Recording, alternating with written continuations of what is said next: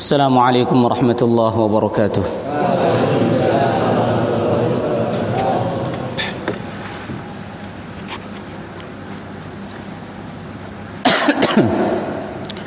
Alhamdulillah wassalatu wassalamu ala Rasulillah sayyidina wa maulana Muhammad ibn Abdillah wa ala alihi wa sahbihi wa mawalah wa la hawla wa la quwwata illa billah.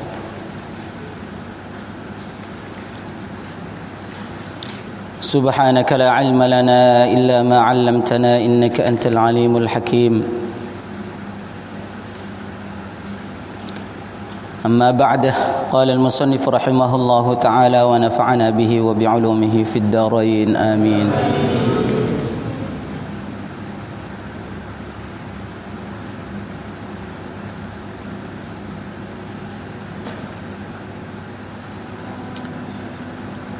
Lanjutan kemarin.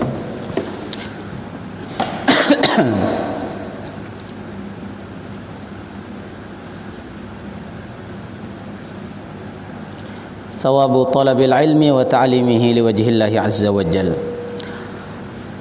Wa kharraja Abu Nu'aim, telah dikeluarkan oleh Imam Abu Nu'aim fi Riyadatil Muta'allimin, di dalam kitab Riyadatil Muta'allimin min tariqil hasan, dari jalan yang hasan. An Abi Hurairah radhiyallahu taala anhu, dari Sayyidina Abu Hurairah radhiyallahu taala anhu qala, beliau mengatakan, qala Rasulullah sallallahu alaihi wasallam, Rasulullah sallallahu alaihi wasallam beliau bersabda,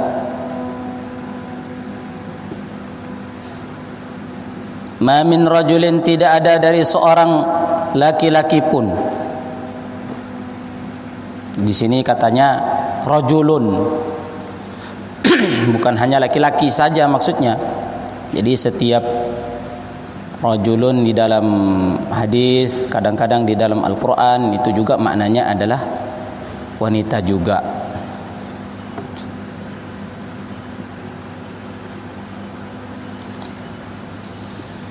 Ta'allama, ma min rajulin, tidak ada dari seorang pun. Ta'allama, yang dia belajar kalimatan, satu kalimat, belajar ilmu satu kalimat, au kalimatain, atau dua kalimat, au thalathan, atau tiga kalimat, au arba'an, atau dia belajar empat kalimat, au khamsan, atau dia belajar lima kalimat, mimma, dari perkara, farada, yang telah difardukan, yang diwajibkan Allahu oleh Allah azza wa jal. Fayata'allamuhunna, kemudian dia belajar kalimat-kalimat yang tadi. Wa yu'allimuhunna, kemudian setelah dia belajar mempelajari kalimat-kalimat tadi, kemudian dia mengajarkannya. Illa, kecuali dakhala, akan memasukkannya Allah, maksudnya Allah akan memasukkannya al-jannata, ke dalam surga. Di sini dakhala di sini adalah fi'il madhi. Bagaimana Ustaz? Kalau kita belajar ilmu agama berarti telah masuk surga, padahal kita masih di dunia, itu bagaimana? Ulama menjelaskan, di antara maknanya, saking pastinya kamu, kalau betul-betul kamu yakin dengan belajar ilmu agama, mengajarkan ilmu agama, belajar sungguh-sungguh, mengajarkan agama sungguh-sungguh, maka pasti kamu akan masuk ke dalam surga. Sudah tentu, maksudnya ilmu agama yang kamu pelajari, terus kamu ajarkan, kamu amalkan. Paham ini? Ini keutamaan orang belajar ilmu agama. Satu kalimat, dua kalimat, tiga kalimat, sampai lima kalimat. Kalimat di dalam bahasa Arab itu apa? Bahasa Indonesianya kata, satu kata. Zaidun itu namanya satu kalimat. Rajulun, satu kalimat. Dalam bahasa Arab. Kalau dalam bahasa Indonesia itu kata namanya. Sedangkan kalimat di dalam bahasa Indonesia itu kumpulan dari beberapa kata. Saya pergi ke pasar, Itu baru namanya kalimat dalam bahasa Indonesia. Tetapi kalau dalam bahasa Arab berarti 5 kata. Paham? Bismillah itu berapa kata? Bismillahirrahmanirrahim. Itu beberapa kata tuh. Belum kamu belajar Al-Fatihah. Masya Allah, banyak sekali. Maka itu sebab kita masuk ke dalam surga dengan belajar ilmu agama. Jadi sudah tentu maksudnya ilmu agama yang kita amalkan. Karena banyak orang yang paham agama, tetapi justru dengan dia belajar ilmu agama itu tambah jauh dari Allah.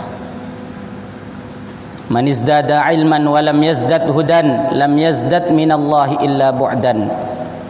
Siapa yang belajar ilmu agama tambah ilmunya, wa lam yazdad hudan, dan tidak tambah hidayahnya, tidak tambah takutnya kepada Allah, tidak tambah amalnya, lam yazdad minallahi illa bu'dan. Pada hakikatnya dia tidak tambah ilmunya, tetapi justru dia tambah jauh dari Allah. Jadi memang tahap pertama memang itu belajar ilmu agama. Tahap pertama. Jangan juga kamu seperti orang yang mengatakan, Allah, saya nggak mau ngaji. Kalau saya ngaji nanti kan itu, kalau orang ngaji nggak bisa ngamalkan ilmunya itu nanti nerakanya itu yang paling bawah itu nanti.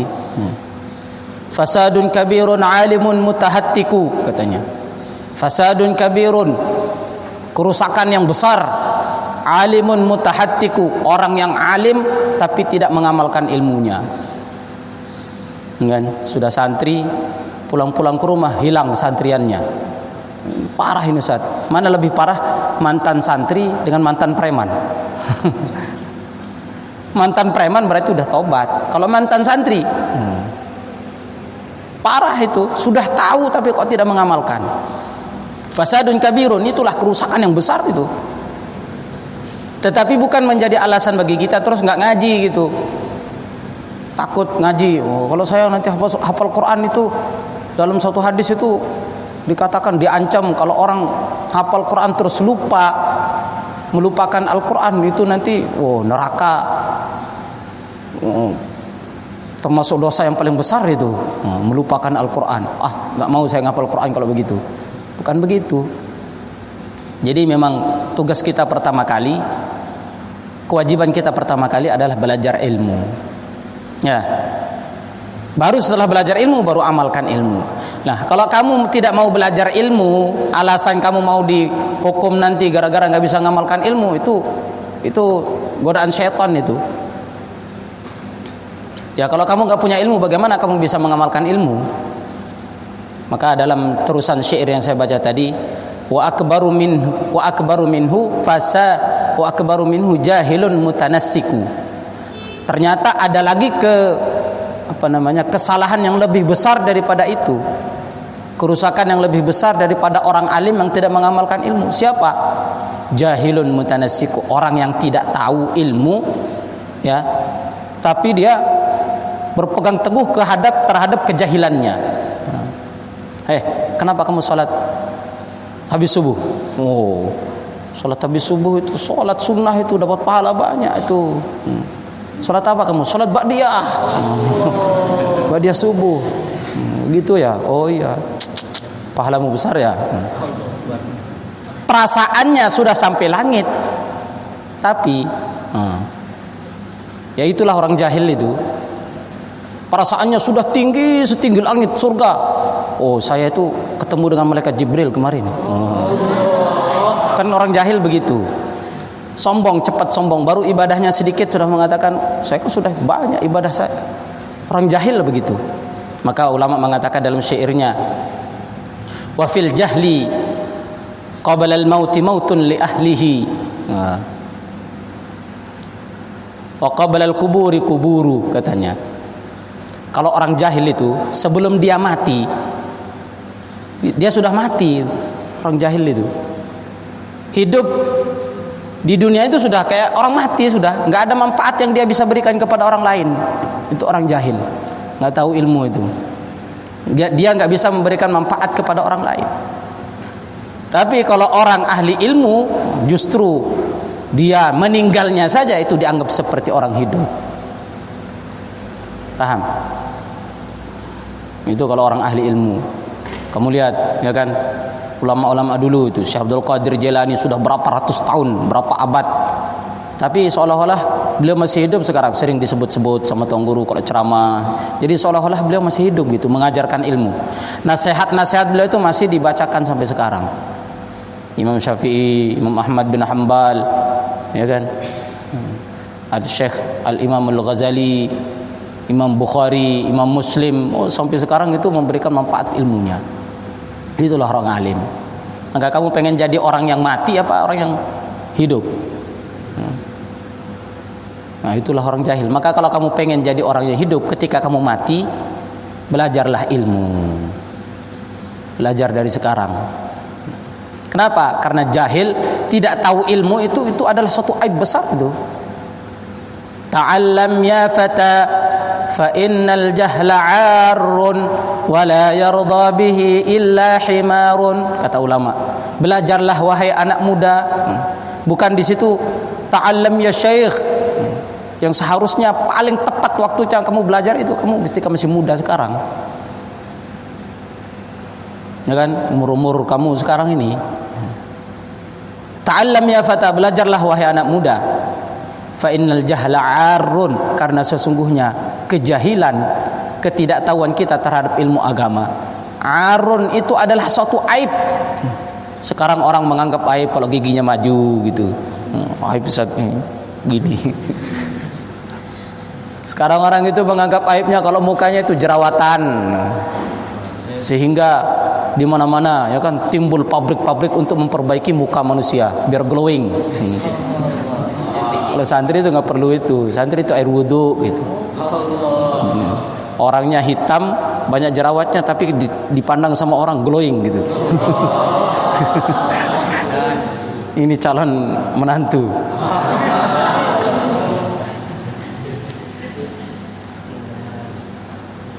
Paham? Itu bukan suatu aib itu. Aib itu orang jahil itu aib. Maka kita ini hiasilah diri kita dengan ilmu, hiasilah diri kita dengan Al-Quran. Carilah kemuliaan dengan agama. Kalau kamu cari kemuliaan dengan agama, maka kamu akan mulia dunia akhirat. Banyak orang mencari kemuliaan dengan harta, mulia. Ya, paling sebatas di dunia. Kubur maju, masuk ke dalam kubur sudah hilang kemuliaan-kemuliaan di dunia. Tapi kalau kamu cari kemuliaan dengan ilmu, di kuburan malaikat datang. Man rabbuka? Malaikat. Man itu isim apa fi'il apa huruf itu? Itu kalimat apa itu? Tingkatannya orang alim itu bukan masalah ditanya apa isinya itu, tapi ditanya nanti itu. Saya belajar nahwu dulu. Malaikat. Man itu isim apa fi'il apa huruf? Ini malaikat bilang, dia ditanya malah balik tanya ini. Gimana? Insyaallah. Maka carilah kemuliaan. Wa fadlun wa unwanun likulli mahamidi. Ta'allam fa innal ilma zayyinun li ahlihi. Belajarlah ilmu karena sesungguhnya ilmu itu adalah penghias bagi ahlinya. Jalannya orang ahli ilmu aja sudah tampak. Ini santri. Kalau di India itu ya, kita tahu itu santri dauratul hadis itu, udah kelas tinggi. Udah tahu dari segi jalannya. Kalau di sini, ini yang agak gini itu kelas tinggi itu. Nah, itu musibah itu. Justru orang itu tambah tinggi, tambah tawadhu. Akhlaknya tambah nampak. Tambah kelas tinggi, kelas 3, ya, alumni tambah nampak itu. Cahaya dari amalannya, cahaya dari ilmunya itu tampak. Kenapa? Karena ilmu itu akan menghiasi ahlinya. Jadi orang melihat kamu itu sejuk gitu. Kalau orang kau melihat kita itu tambah jengkel dan sebagainya, berarti ada salah dengan kita. Insyaallah ini perbaiki ini. Belajarlah ilmu. Jadi aib bagi seorang anak muda itu adalah kejahilan. Dan wala yardha bihi illa himar. Tidak ada yang ridha, tidak ada yang senang dengan kejahilan itu, tidak ada yang senang ridha dengan kejahilan itu kecuali himar. Tahu himar umum? Keledai. Dia kalau kentut itu 1 kilo kedengaran kentutnya.